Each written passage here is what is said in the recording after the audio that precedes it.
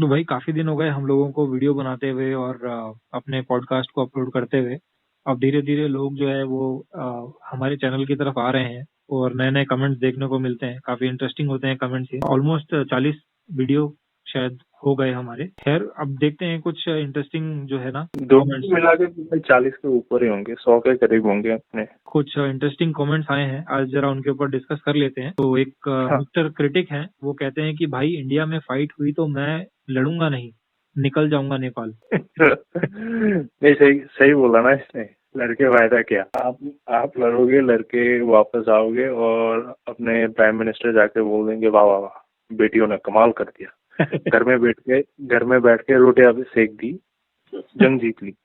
तो आप खून बहा के जो क्रेडिट नहीं कमा सकते, वो घर में बैठ के वो क्रेडिट ले जाएंगे आपका।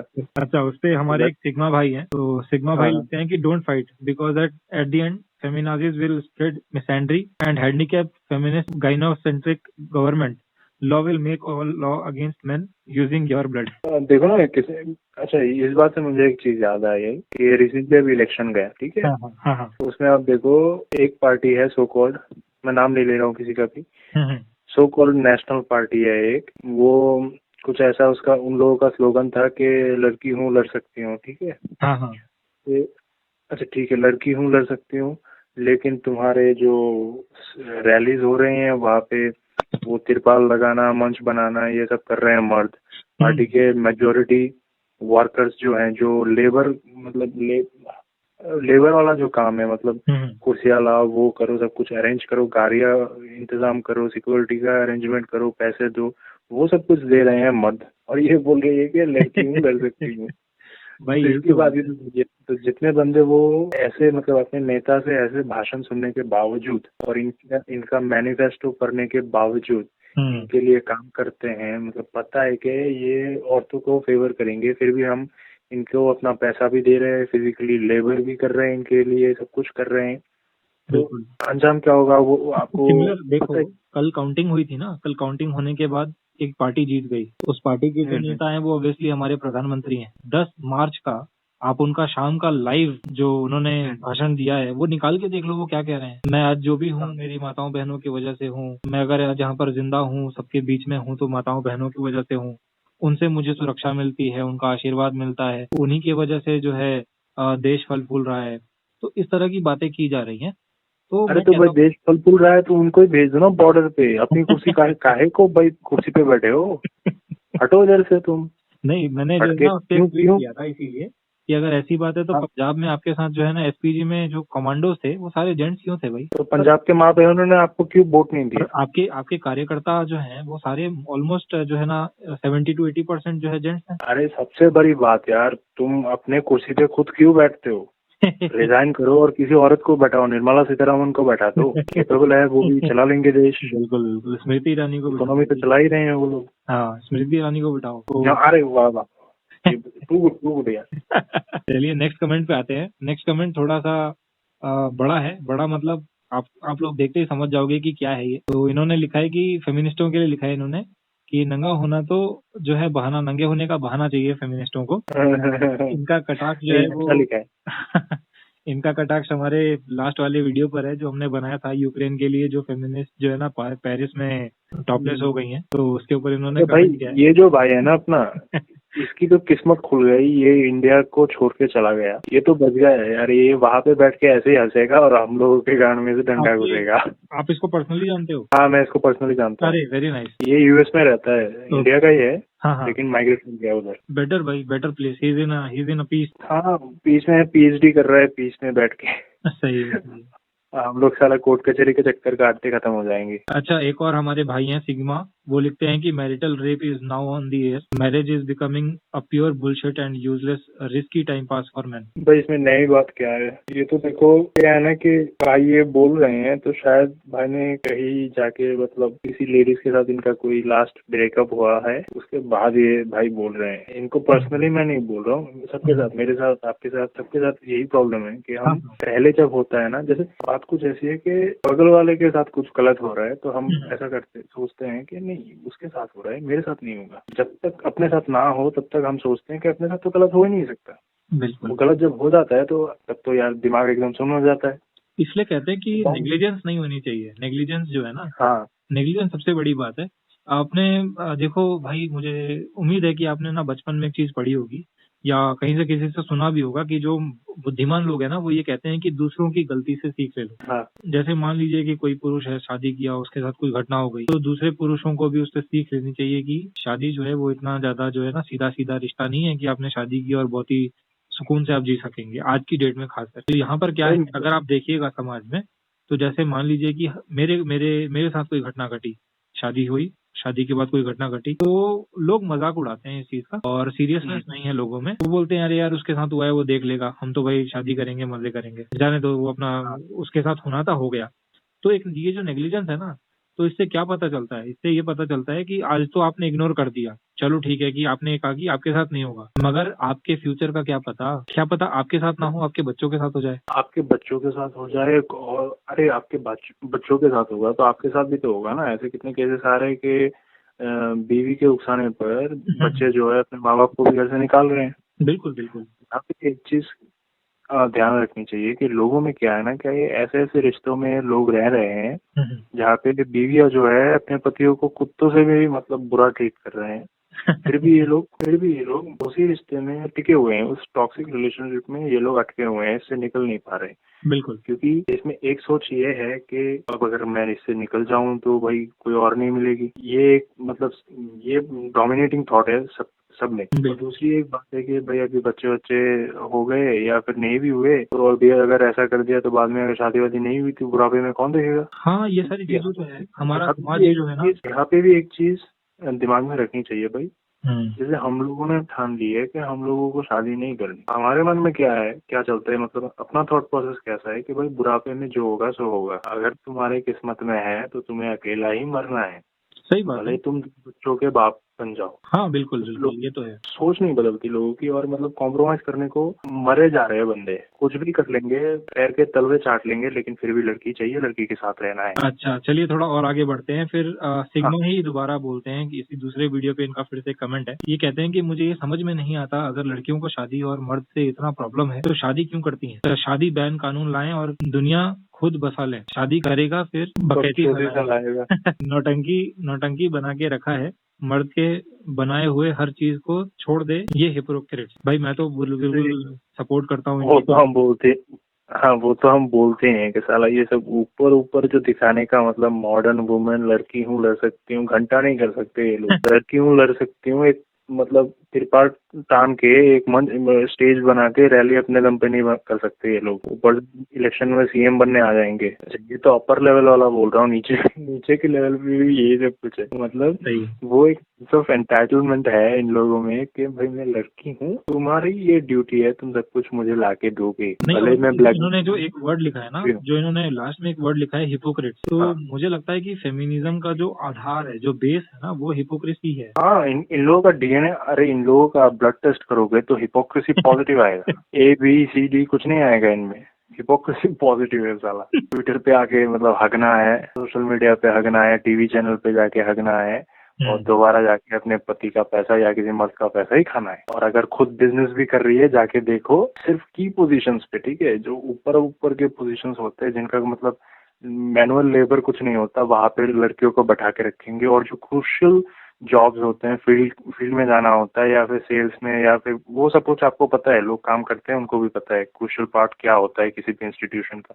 वहाँ पे देखो लड़कों को घुसाएंगे, जब उनको किसी सेमिनार पे या कहीं पे बुलाएंगे तो वहाँ बैठ के बोलेंगे हाँ अपनी लीडरशिप तो पूरी लड़की है, woman can do anything. Physically जाके जब उन इंस्टीट्यूशंस के स्टाफ्स को इवेल्युएट करोगे तो तब देखोगे कि आप अरे सबसे ज्यादा मेहनत तो लौंडे ही कर रहे हैं। आप भी काम करते हो, मैं भी काम करता हूँ, आपको भी पता है, मेरे को भी पता है कि अपने ऑफिस में, वर्क एरिया में लड़कियों को कितना मतलब वो प्रिविलेज मिलता है और लड़कों को कितना मिलता है। नहीं, और एक बात और देखो, जैसे कोई अगर मर्द कहेगा कि भैया मर्दों को भी रेस्पेक्ट मिलनी चाहिए, तब इन लोग एक डायलॉग बोलते हैं। वो डायलॉग बड़ा मुझे पहले बड़ा लगता था कि हाँ एकदम सही है। कहते थे कि रेस्पेक्ट जो है ना उसको अर्न करना पड़ता है, मेहनत लगती है, काफी खून पसीना बहाना पड़ता है, कमाना पड़ता है, मतलब बहुत कुछ ये लोग बोलते थे, पढ़ना पड़ता है, काफी ज्ञान देते थे। मगर आज आप देख लो तो ये लोग हर जगह क्या करते हैं, रेस्पेक्ट को ये लोग भीख में मांगते हैं, please respect women, please respect women. अरे क्यों? हम लोग ऑलरेडी जितना रेस्पेक्ट करना था रेस्पेक्ट दिए, बट बाद में मालूम चला कि भाई you don't deserve it. Precisely, ये लोग डिजर्व नहीं करते। और यहाँ पे ये इन्होंने तो बात फेमिनिस्ट को हिपोक्रेट बोला है, मैं फेमिनिस्ट को नहीं, मैं डायरेक्ट औरतों को ही हिपोक्रेट बोलता हूँ। अब भले वो औरत मेरे घर की हो, नहीं, क्योंकि मेरे को डायरेक्टली उसका मतलब प्रूफ दिखता है ना। एग्जाम्पल, ऐसे कितने एग्जाम्पल्स मैं देख चुका हूँ। जैसे मैं अपने घर का भी अगर मैं मान लूँ तो इन लोगों को मैं हिपोक्रेट क्यों नहीं बोलूँ? दुनिया की, सारी दुनिया के लिए इन लोगों का एक स्टैंडर्ड है, बिल्कुल, और अपने लिए एक स्टैंडर्ड है। हाँ, वो आपको थप्पड़ मार दे चलेगा, दैट्स नॉट अ क्राइम। आप उसको घुमा के मार दो, वो क्राइम बना देंगे वो लोग। कोई ऐसा लॉ ना भी हो, लॉ का तो मैं छोड़ ही देता हूँ, लॉ ना भी हो, फिर भी उनके थॉट प्रोसेस में ऐसा ही है कि इसने मेरे को मारा, that should be considered as a crime. वो सोच से आता है, ठीक है ना। और आप और मैं झगड़ रहे हैं, आपने मेरे को एक लात मार दिया, मैंने आपको एक थप्पड़ मार दिया, बस खत्म। अपने हमारे दिमाग में ये चले गया, उसने भी मारा मेरे को, मैंने भी मारा, बिल्कुल, कोई नहीं, खत्म करो। सही बात है। तो लेकिन उधर कहीं ना कहीं वो इक्वालिटी का थॉट है ना, वो है नहीं। थप्पड़ मार रही हूँ उसको, तो उसको थप्पड़ खा लेना चाहिए चुपचाप। चलिए अगली बार आगे बढ़ते हैं। तो कहते हैं हिमाद्री शेखर डे, ये कहते हैं कि don't mind but slowly I am feeling that even men day out people too are becoming half feminist। MDO के बारे में बोल रहे हैं शायद। हाँ, एमडीओ की बात चल रही है, तो उनको हाफ फेमिनिस्ट कह रहे हैं और ये हमसे ओपिनियन मांग रहे हैं। आपको क्या लगता है इस पे? वॉयलेट एवरगार्डन ने लिखा है कि they are becoming more of a simp nowadays in the name of being radical they are no different from any other news page. The only difference is that they post most of the news related to men, that also not all. Example, the latest IPS Vinita case is not covered by them bro। तो ये शायद विनीता यादव की बात कर रहे हैं। तो विनीता यादव जो है वो आईपीएस नहीं थी, she is a sub inspector. I don't think so कि वो आईपीएस में आता होगा। और फिर इस पे हिमाद्री दे कहते हैं कि even the Ukraine one is covered very fittingly, didn't once talk properly when men were banned instead of women, men will be men। क्या लगता है आपको? अच्छा, इस पे एमडीओ के रिगार्डिंग एक और कमेंट आया था, पता नहीं किसी ने बोला था कि 2019 में शुरू हुआ था, तो इन लोगों ने काफी सारा फंड उठा लिया। हाँ, मतलब बेसिकली ये बोलना चाह रहे हैं कि ये लोग बिजनेस कर रहे हैं। पहली बात तो ये है कि देखो, एमडीओ का साइट देखो, ठीक है, वो कोई चिंदी साइट नहीं है जैसे हमारा है .blogspot.com, इस टाइप का साइट नहीं है। इनका एक जेन्युइन साइट है, और उस पर कितने सारे आर्टिकल्स है वो देखो आप, ठीक है। भले ही कहीं और से आउटसोर्स कर रहे हैं, लेकिन उन आर्टिकल्स को उठा के उसको मतलब डालने में एक बंदा नहीं कर सकता, कम से कम 2 बंदे तो चाहिए, ठीक है। और उस टाइप का वेबसाइट मेंटेन करने में, डोमेन मेंटेन करने में खर्चा आता है, तो कोई बंदा फ्री में क्यों काम करे, वो भी सही है। सही बात। तो बिजनेस वाली बात तो सही है, ठीक है, आप करो, कोई दिक्कत नहीं है। मैंने तो कभी किसी को क्वेश्चन नहीं किया, या हम लोग भी नहीं। हमारे में बहुत सारे लोग हैं जो ये मानते हैं कि साला मेंस राइट में जो फ्री सर्विसेज देने वाले लोग हैं ना, इनको बैन कर देना चाहिए। साला फ्री सर्विसेज बंद करो, अपने बिजनेस करना है करो, कोई इशू नहीं है। लेकिन जब आपको पता है आपका सपोर्ट बेस क्या है, आपका अगर आप बिजनेस कर रहे हो तो आप हमको तो एज ए कस्टमर ही, हम तो कस्टमर ही हुए ना आपके, तो आप अपना कस्टमर बेस को समझो। लेकिन आप लोग कर क्या रहे हो? आप जगलिंग कर रहे हो दोनों तरफ के, मतलब यहाँ भी सही रहना है, इस पार्टी के सामने भी सही रहना है, उस पार्टी के सामने भी सही रहना है। जगलिंग करते करते जो आपका मेन यूजर बेस है ना, उसको आप डिससैटिस्फाइड कर रहे हो, तभी लोग ये सारी बातें कर रहे हैं। ये थोड़ा इंटेंस हो जा रहा है। इस पे हम, मुझे लगता है कि हमें एक नया दूसरा एक वीडियो बनाना चाहिए, क्योंकि मेरी भी कुछ थॉट प्रोसेस है इसके बारे में।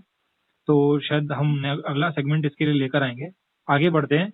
आगे कमेंट करते हैं common man version 5, all modern cities face this, go back to old times where men with wouldn't pander to a woman's feeling, everything will be sorted out. सही है भाई, बिल्कुल सही है, क्योंकि ये अटेंशन फ्रीक्स होते हैं, मैं तो हमेशा बोलता हूँ। हाँ, इनको अटेंशन चाहिए। नहीं तो भाई आप बताओ, यूक्रेन में जंग चल रही है, पेरिस में क्यों नंगा नाच रहे हो? यूक्रेन में जंग चल रही है, तुम इधर नंगा नाच के क्या कर लोगे? तूने नंगा नाच किया, देख आज क्लस्टर बॉम्ब गिरा दिए, बिल्कुल। फिर मारियोपोल के मेयर को उठा लिया। हाँ, तेरे नंगा नाच से तो उल्टा तांडव हो रहा है उधर। इसका तो कोई मतलब ही नहीं होता ना। मतलब हाँ, इसमें एक चीज है कि हम लोग, एक चीज मर्दों को सोचनी चाहिए कि चिल्लाते हैं अटेंशन ग्रैब करने के लिए, बहुत कुछ करेंगे ये लोग, अटेंशन देना थोड़ा कम करो, ऑटोमेटिकली जगह पे आ जाएंगे। सही बात है। ये मर्दों को ना थोड़ा सा अपना नॉन रिएक्टिव बनना चाहिए। हाँ, करेक्ट, थोड़ा एटीट्यूड चेंज करना चाहिए। बहुत जल्दी जो है क्या बोलते हैं ना उसको, पिघल जाते हैं। हाँ, बहुत जल्दी फिसल जाते हैं, तो ये नहीं होना चाहिए। अरे मान लो कि आपका कोई सीक्रेट है, मैं आपको बार बार उंगली करूंगा ना, तो 7 8 9 10 बार के बार आप बोल दोगे सीक्रेट क्या है। बिल्कुल। और अब दूसरे साइड वाले का क्या है, मुंह में यार बम फोड़ दो फिर भी नहीं बोलेंगे।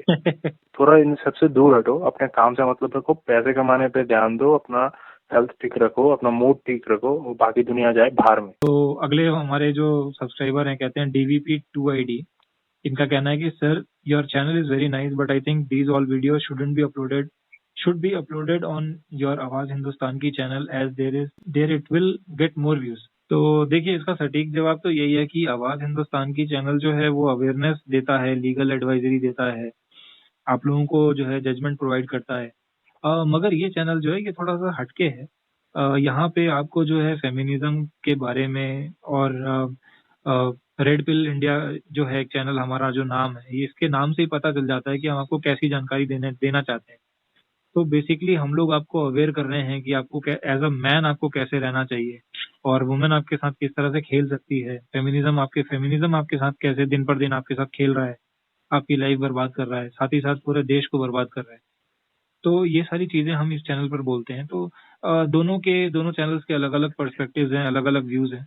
तो धीरे धीरे ये चैनल भी ग्रो करेगा, और आप लोग सपोर्ट करते रहिए, देखते रहिए, शेयर भी कीजिए इसको, और उम्मीद यही रहेगी कि ये भी चैनल ग्रो करेगा, यहाँ पे भी अच्छे व्यूज आएंगे। हाँ, और इसमें एक और बात है कि आवाज का जो चैनल है वो तो उनका ऑफिशियल चैनल है। हाँ, ये एनजीओ का ऑफिशियल चैनल है।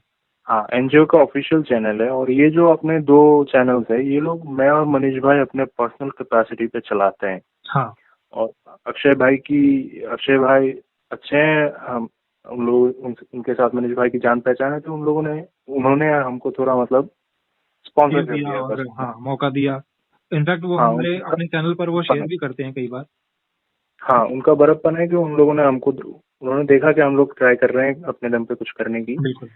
उन्होंने हमको थोड़ा सपोर्ट कर दिया बस। चलिए आगे चलते हैं। फिर से हिमाद्री शेखर दे कहते हैं कि he make a video on a recent female MRA fight. तो ये तो शायद हमने कर दिया था, तो हाँ, ऑलरेडी चुका है। आई बटन पे इसका वीडियो शेयर कर देंगे। हिमाद्री भाई, अगर आप ये वीडियो देख रहे हैं तो जरूर उस वीडियो को देखिएगा, और उम्मीद करते हैं कि आपको जो जानकारी आपको चाहिए थी वो वहाँ पे आपको मिल जाएगी। नेक्स्ट है, वो कहते हैं फैट बॉय फाइट क्लब। तो इन्होंने एक वीडियो शेयर किया हुआ है। बेसिकली ये वीडियो जो है ना भाई, साउथ कोरिया में आपको पता होगा कि जो वहाँ के जो मर्द हैं वो लोग जो है ना फेमिनिज्म के अगेंस्ट और जेंडर बायस लॉ के अगेंस्ट वो लोग प्रोटेस्ट किए बहुत बड़ा। ये प्रोटेस्ट जो है नवंबर दिसंबर के बीच कहीं पे हुआ था।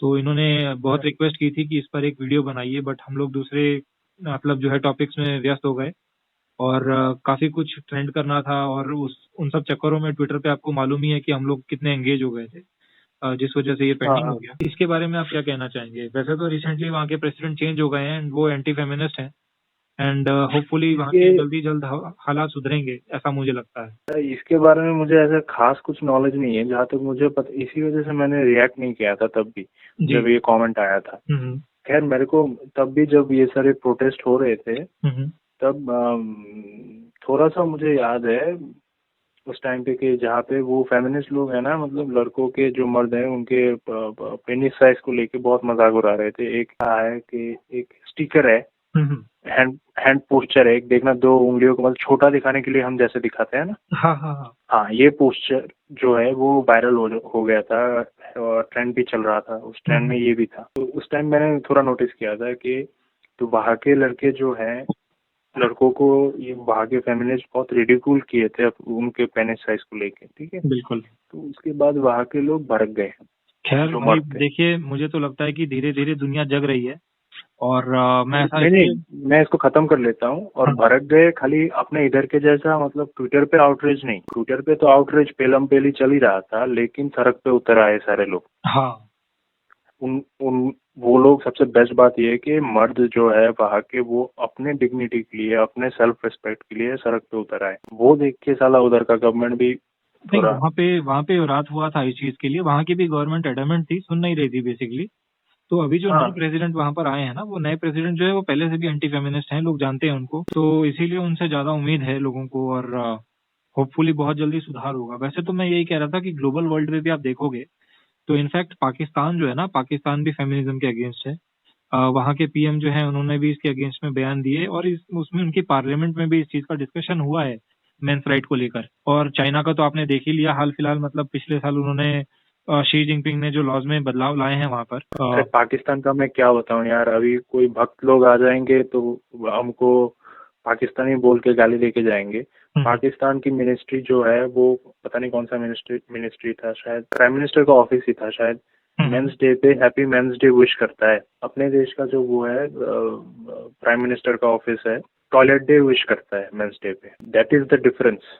ये बहुत ही दुर्भाग्यपूर्ण बात है कि आप जो है ना किसी एक स्पेसिफिक जेंडर को आप इतना तूल दिए जा रहे हो, आपने उसको वोट बैंक बना के छोड़ दिया है और आप सिर्फ वोट के लिए उनका तुष्टीकरण करते जा रहे हो। भले आप ग्राउंड पे कुछ करो ना करो, दैट इज सेकेंडरी, मगर इतना ज्यादा तुष्टीकरण किसी एक का करना कभी भी वो सही नहीं होता है। हाँ भाई, अब हम लोग ऐसा नहीं बोल रहे कि पाकिस्तान एक स्वर्ग है, लेकिन मतलब डिसेंसी दिखाने में तुम लोगों से तो बेटर ही है। बिल्कुल बिल्कुल बिल्कुल, एटलीस्ट उनको समझ तो है कि कौन से दिन क्या बोलना चाहिए, कम से कम वो ह्यूमैनिटी पे। कल को अगर जंग होती है तो अपने छुई मुई जो है, ये छुई मुई अपने को नहीं बचाएंगे।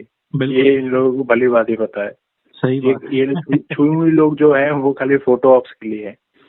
जैसे यूक्रेन, हाँ जैसे यूक्रेन वाला जैसे देख रहे हैं ना कि फोटोशूट में साला रशिया को पेल दिया।